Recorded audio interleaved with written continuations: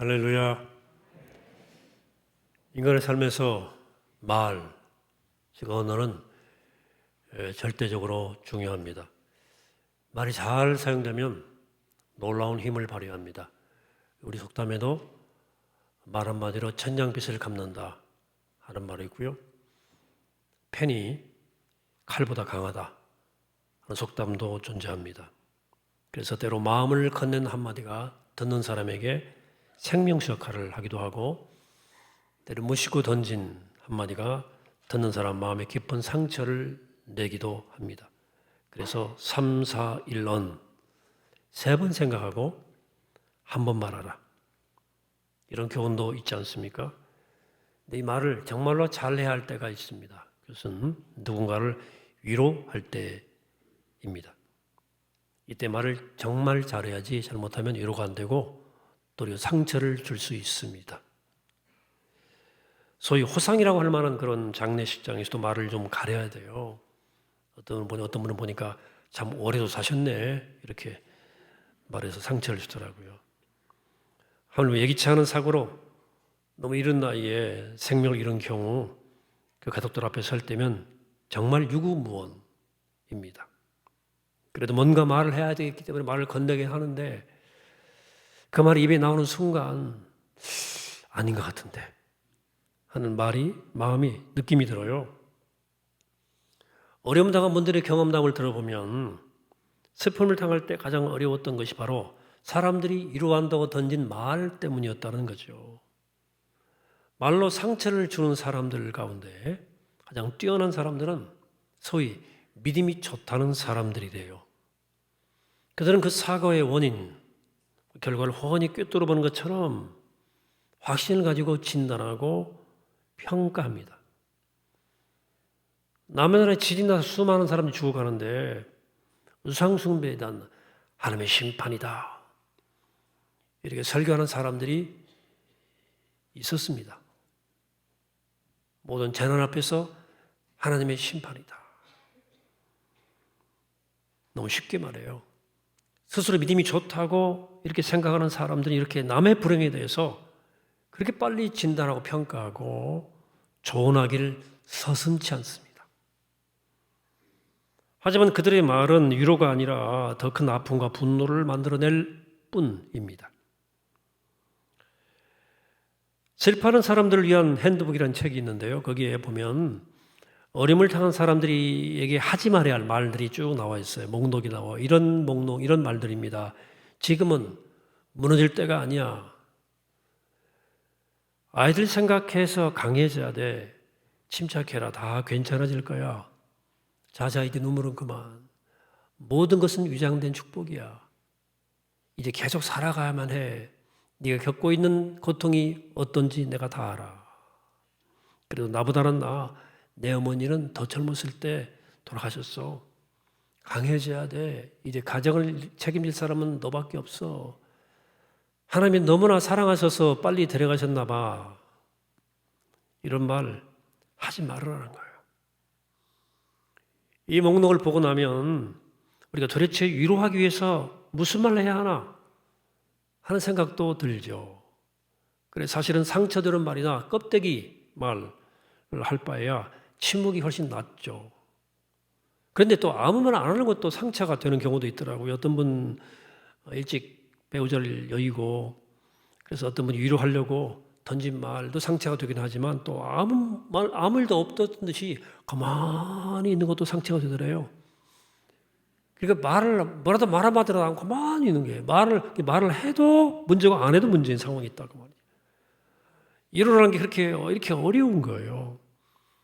오늘 말씀은 하나님께서 위로를 명령하십니다. 하나님이 이사야 예언자를 통해서 이렇게 말씀하십니다. 1절입니다. 너희 하나님이 이르시되 너희는 위로하라. 내 백성을 위로하라. 자, 이사야를 통해 이 말씀을 하셨을 때 유다 백성은 70년 바빌론 포로 생활, 바빌론 포로기를 하고 있을 때였어요. 우리 민족 일제 감정기 36년을 지났지 않습니까? 이 기간 동안 많은 사람들이 독립을 위해 싸웠고 또 많은 사람들이 그 날을 기다렸고 기도했어요. 그런데 30년 넘도록 그 꿈이 이루어지지 않으니까 많은 국민들이 해방의 꿈을 포기하고 체념하고 절망하고 때로 변절했습니다. 다 창시 개명하고. 그보다 더 2배나 더 긴 70여 년은 세월 동안 포로 생활했던 유대 백성들이 상태가 어떠했겠습니까? 깊은 체념, 절망, 낙심, 좌절, 탈진이 그들의 상황이었을 거예요. 이런 상황에서 하나님께서 이사야를 통해 말씀하시기를 너희는 내 백성을 위로하라. 위로하라. 여기서 너희는 하나님을 의지하고 그 뜻을 찾는 유다 백성들을 가리키는데 바빌론 포로로 살던 70년 동안 마치 하나님이 없는 것 같은 암울한 상황 가운데서도 여전히 하나님 믿고 의지하면서 그분 안에서 소망을 찾던 사람들이 있었습니다. 하나님은 그들 향해서 말씀하는 겁니다. 너 낙심하고 체념하고 탈진에 빠진 그 백성들을 찾아가서 위로하라. 저들을 위로하라. 지금은 무엇보다 서로 위로할 때라고 말씀하시는 겁니다. 그러면서 2절에서 위로의 근거를 제시하는데 너희는 예루살렘의 마음에 닿도록 말하며 그것에게 외치라. 그 노역의 때가 끝났고 그 죄악이 사함을 바랐느니라. 그의 모든 죄로 말미암아 여호와의 손에서 벌을 배나 바랐느니라 할지니라 하시니라. 그래서 여러분 자신의 잘못에 대해서 벌을 받는 건 참 고통스러운 일이지만 충분히 벌을 받았다는 사실이 큰 위로가 됩니다. 벌을 이제 더 이상 벌을 받지 않아도 된다는 사실도 기쁘지만 그 벌로 인해서 깨졌던 하나님과의 관계가 회복될 수 있다는 사실이 더 기쁜 일이에요. 70년 포로 생활이 참으로 힘겨운 것이었지만 그것으로 인해서 하나님과의 그들 사이에 있었던 빚, 채무가 다 이제 해결되었다는 사실 앞에 위로가 됐죠. 위로가 되게 부족함이 없었죠. 뿐만 아닙니다. 만군의 주 하나님께서 그들을 구원하러 오신다는 거예요. 그분은 더 이상 심판자가 아니라 상 주시는 분으로 목자 같은 분으로 목자로 오신다고 선포하고 있습니다. 예언자에서는 그 구원자로 오시는 주님을 맞아들이기 위해서 일어날 일을 이렇게 말씀합니다. 4절입니다. 골짜기마다 도두어지며 산마다 언덕마다 낮아지며 거르지 아니한 곳이 평탄하게 되며 험한 곳이 평지가 될 것이요. 즉 하나님께서 그들에게 오셔서 구원자가 되시는데 장애가 될 만한 것들을 다 치우겠다는 뜻이에요. 죄로부터 돌이키라는 뜻이고 좌절과 절망으로부터 일어서라는 뜻이고 의심과 불신과 회의를 떨쳐버리라는 뜻입니다. 그렇게 하면 5절에서 여호와의 영광이 나타나고 모든 육체가 그것을 함께 보리라 이렇게 말씀했어요. 여기서 우리가 확인할 수 있는 것 하나 있습니다. 위로는 말이 아니라 진실에 기초한다는 사실입니다. 우리가 누군가를 위로하기 위해서 적당한 말을 찾죠. 하지만 하나님께서는 다르게 말씀하십니다. 그러니까 유다 백성들에게 서로를 위로하라고 명령하시면서 위로의 적당한 단어나 표현을 알려주시지 않았어요. 그 대신 진실을 알려주셨습니다. 그 진실의 근거에서 위로하라 고 말씀하십니다.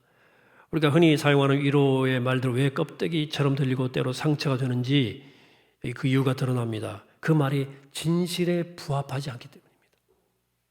그 진실이 아니야 그 말이. 당신이 얼마나 고통스러운지 네가 얼마나 힘든지 내가 알아. 이 말이 아무런 위로가 되지 않은 이유는 본인이 아니고는 그 누구도 그 슬픔의 깊이를 모릅니다. 함부로 말하지 마세요. 지금 무너질 때가 아니야 라고 하는 말이 힘이 되지 않는 이유는 진실이 아니기 때문에 그래요. 무너질 때는 무너져야 하는 거예요. 자 이제 눈물은 그만이라고 말하지 말아야 할 이유는 우려할 때는 우려하기 때문입니다. 그 말은 진실이 아니에요. 울지 마라 말은 진실이 아니라 그 말입니다. 울 때는 울어야 되거든요. 모든 것이 위장된 축복이라는 말은 상당히 진실에 가까운 말이기는 한데 하지만 당사자 본인이 그 진실을 깨달을 때까지는 상처입니다. 그 말도. 상처밖에 안 돼요. 뭔 축복이야 이게. 그래도 나보다는 내 어머니는 나 더 젊었을 때 돌아가셨어 라고 말하는 사람은 슬픔이란 것이 비교하여서 누구의 것이 더 더하다 혹은 덜하다 할 수 없다는 진실을 모르는 거예요. 그건 진실이 아니에요. 하나님이 너무나 사랑같이 더 빨리 불러가셨나 봐 하는 말은 하나님의 사랑을 너무 단순화시킨 껍데기 표현입니다. 그렇습니다. 위로는 좋은 말로 되는 것이 아니에요. 진실을 알고 그 진실을 받아들일 때 참된 위로가 가능한 거예요. 그래 때로 말 한마디가 말로 엄청난 위로를 경험하는 경우가 있거든요. 언제냐? 그 말이 진실을 담고 있을 때예요. 또 당사자가 그 진실을 받아들였을 때예요. 그러므로 진정한 위로를 얻기 위해서는 진실을 찾아야 돼요. 그래서 누군가에게 진정한 위로를 전해주기 주고 싶다면 마땅한 말을 찾을 것이 아니라 진실을 찾아야 됩니다. 진실을 안다 그래서 그 진실 다 되는 건 아니고요. 그 진실을 잘 담아내야 됩니다. 어떻게 말하는가도 중요해요. 지혜롭게 잘 담아야 됩니다. 그 말을 듣는 사람이 그 진실에 잘 눈뜰 수 있도록 지혜롭게 말해야 돼요. 어쨌든 위로의 첫걸음은 두말할 것 없이 진실을 아는 것에 있습니다. 그런데 어떤 상황에서 진실을 보려면 전체를 볼 수 있어야 됩니다. 큰 그림을 볼 수 있어야만 작은 사건의 진실을 볼 수 있습니다. 미로 찾기 해보셨죠? 미로 찾기. 멀리서 미로를 지켜보는 사람은 어디가 출구인지 훤히 보입니다. 멀리서 보면. 그러나 그 미로 안에 있는 사람에게는 출구가 전혀 안 보여요. 막힌 담밖에 안 보이는 거예요. 우리 삶도 문제도 마찬가지입니다. 눈앞에 있는 문제만 집중해서는 진실이 보이지 않습니다. 그 문제를 싸고 있는 빅피처, 큰 그림, 전체 그림을 보아야만 그 문제의 진실이 보입니다. 자, 전체를 본다 혹은 큰 그림을 본다는 말은 눈에 보이지 않는 현실을 보는 것까지를 포함하는 거예요. 여러분, 눈에 보이지 않는 현실을 보지 못하면 전체를 보지 못한 것입니다. 영적 차원이죠. 영적 차원을 인정하지 않는 사람들은 동의하기 어려울 거예요. 우리가 사는 세상은 이 세상이 보이지 않는 하나님의 나라의 일부란 사실, 그림자란 사실을 인정하는 사람만이 보이지 않는 것을 보려 하고 그것에 근거해서 진실이 무엇인지를 판단할 수 있습니다. 믿지 않는 사람들은 그거 어리석은 얘기야, 너 속고 있는 거야, 무지한 거라고 말할 수 있지만 하지만 성경은 그들이야말로 속고 있는 것이고 그들이야말로 모자란 사람이라고 말씀해주고 있습니다. 오늘 6절로 넘어가면 누군가가 예언자 이사야에게 너는 외쳐라 그럽니다. 그러니까 이 이사야가 그럼 무엇이라고 외치죠? 이렇게 되묻죠. 그러자 이렇게 답이 나와요. 6절입니다. 모든 육체는 풀이요 그의 모든 아름다움은 들의 꽃과 같으니 풀은 마르고 꽃이 시들면 여호와의 기운이 그 위에 풀미라. 이 백성은 실로 풀이로다. 풀은 마르고 꽃은 시드나 우리 하나님의 말씀은 영원히 서리라. 이 말씀 들으면서 우리 고개를 끄덕이게 돼요. 인간이 위대해 보이기도 하고 영원할 것 같아 보이기도 하죠. 하지만 인간은 풀과 같고 인간의 영원한 풀의 꽃과 같다. 얼마나 진실입니까? 이 말은 진실이에요. 인생은 아침 한개 같다 그러지 않습니까? 아침 이슬 같다 그러기도 하고 이 땅의 모든 것들은 변하고 바뀐다는 거죠. 그러나 하나님의 나라는 영원합니다. 그런데 우리가 사는 이 세상은 하나님의 나라의 일부예요. 하나님 나라가 어느 정도 발현되어 있어요. 그래서 우리에게 일어나고 있는 일들은 하나님 나라에서 일어나고 있는 일들과 연결되어 있습니다. 하나님 나라와 관계없는 일은 하나도 없습니다. 그렇기 때문에 우리에게 일어난 어떤 일이 일어났을 때 믿음의 눈을 통해서 눈으로 그것을 보고 하나님의 나라를 볼 수 있어야 됩니다. 그래야만 진실이 제대로 보여요. 자, 강대국 바벨론이 운명이 기우는 것을 보고 유다 백성들은 부와 권력과 명성이 얼마나 부질없는 것인가를 보았어야 한다는 거예요. 하나님께서 이사야를 통해서 주신 말씀이 바로 그거예요. 또한 바벨론 제국이 멸망하고 페르시아 제국이 일어나는 이 역사의 소용돌이 배후에 있는 하나님의 손길을 보았어야 한다는 거예요. 지금 일어나고 있는 역사의 소용돌이가 하나님의 나라에서는 어떤 의미가 있는지를 생각해 보았어야 한다는 거예요. 그래서 이사야는 이렇게 계속해서 외칩니다. 9절입니다. 아름다운 소식을 시온에 전하는 자여 너는 높은 산에 오르라. 아름다운 소식을 예루살렘에 전하는 자여 너는 힘써 소리를 높이라. 두려워하지 말고 소리를 높여 유다의 성읍들에게 이르기를 너희 하나님을 보라 하라. 자, 바벨론이 멸망하고 페르시아가 일어난 이 역사의 변동기, 소용돌이 배후에 그 소용돌이 가운데 하나님이 계심을 보라는 거예요. 이것이 유다 백성이 보았어야 할 진실입니다. 하나님께서는 그 진실을 외치라는 거예요. 약속의 백성으로서 강대우 틈바구니에서 살아남기 위해서 몸부림만 치지 말고 믿음의 눈을 떠서 역사의 주관자신 하나님을 보라 하는 거예요. 강대국의 위세에 눌려서 두려워하지만 말고 높은 산에 올라가 네가 아는 진실을 외치라는 거예요. 네 마음에도 외치고 네 이웃들에게도 외쳐라. 너희 하나님을 보라 하는 거예요. 바로 거기 계신 함께 하신 하나님을 좀 보라. 그 진실이니까.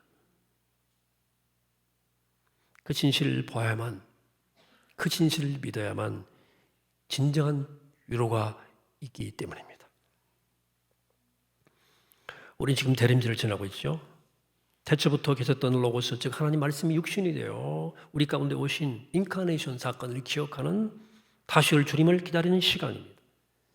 예수 그리스도는 하나님께서 우리 가운데 계시다는 증거입니다. 그래서 그분의 별명이 임마누엘이에요.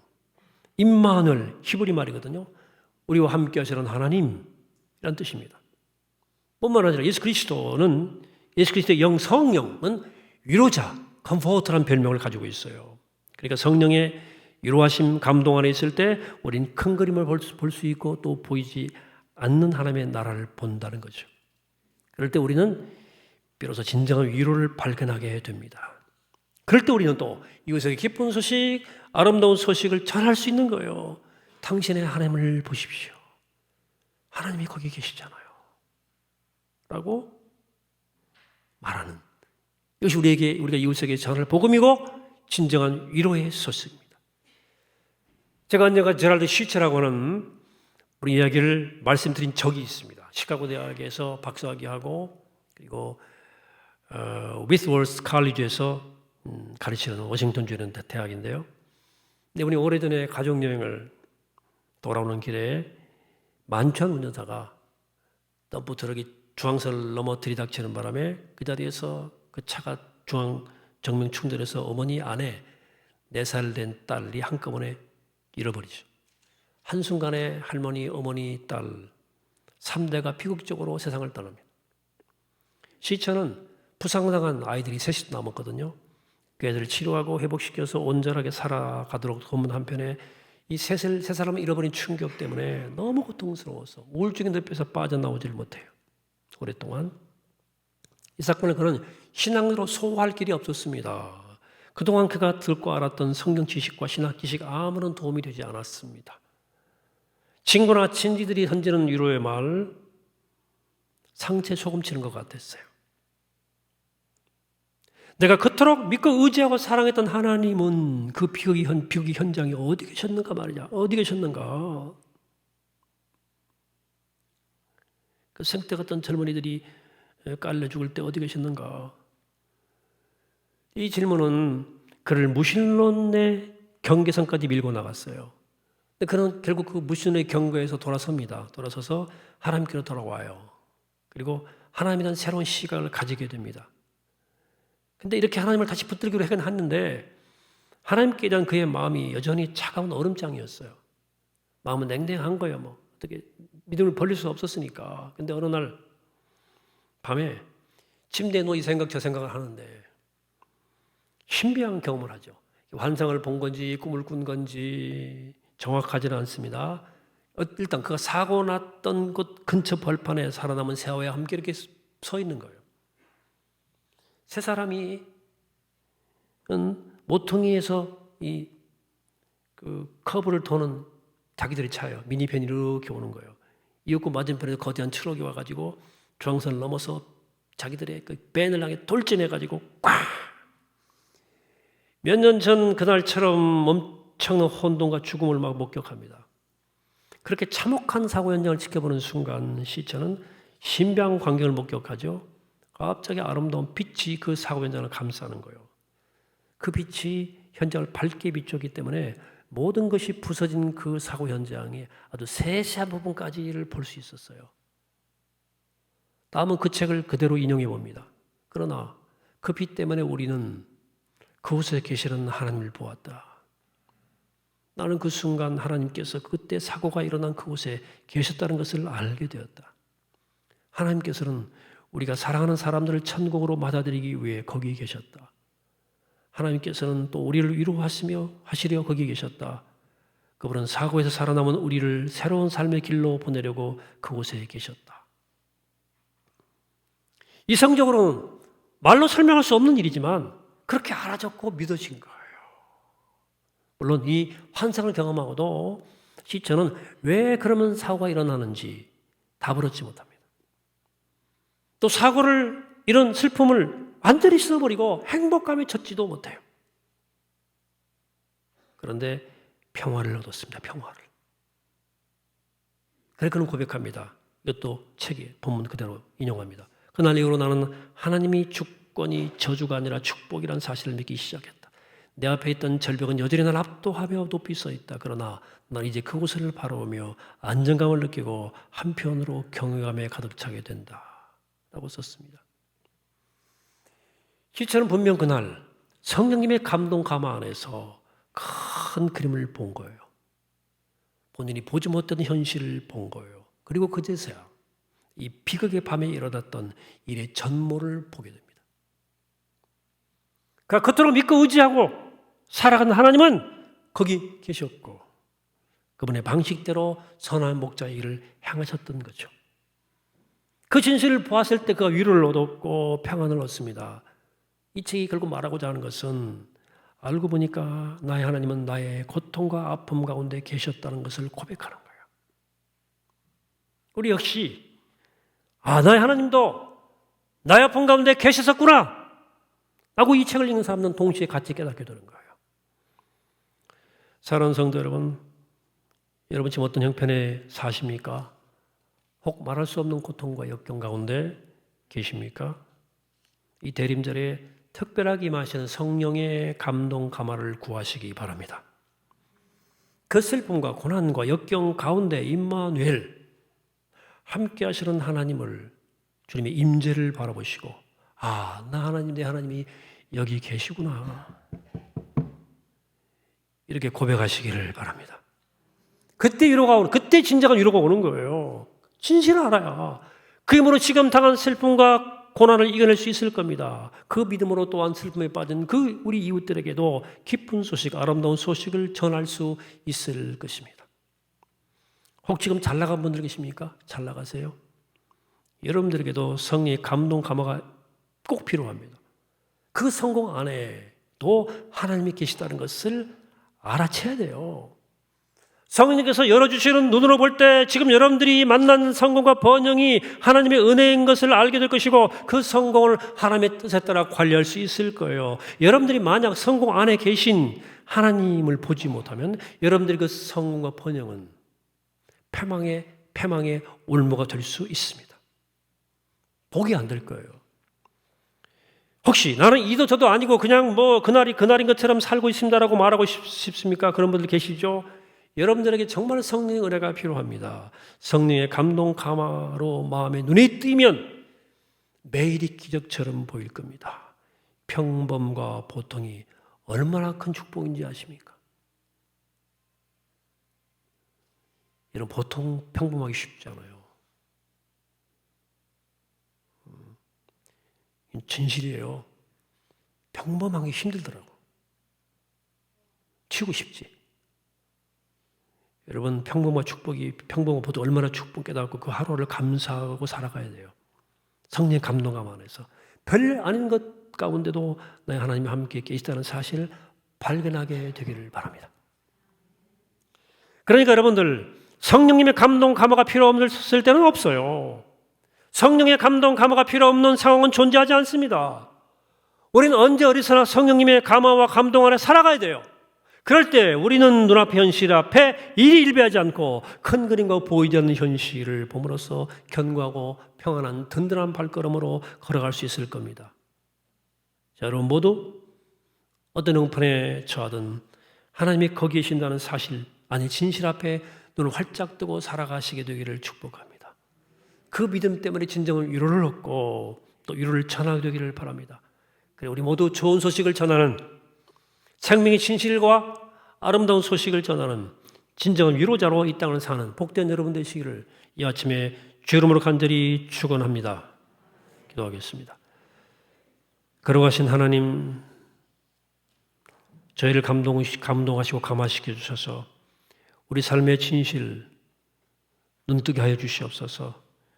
그 하나님께서, 주님께서 바로 여기 계시다 하는 그 진실 앞에 눈을 뜨게 하셔서 진정한 위로가 필요할 때 위로받게 하시고 주님께 위로를 찾게 하시고 또 진정한 위로가 필요한 사람들에게 찾아가 하늘의 위로를 전하는 생명의 소식을 전하는 우리가 되게 하여 주시옵소서. 감사드리옵고 위로이신 예수 그리스도 이름으로 간절히 기도하옵나이다. 아멘.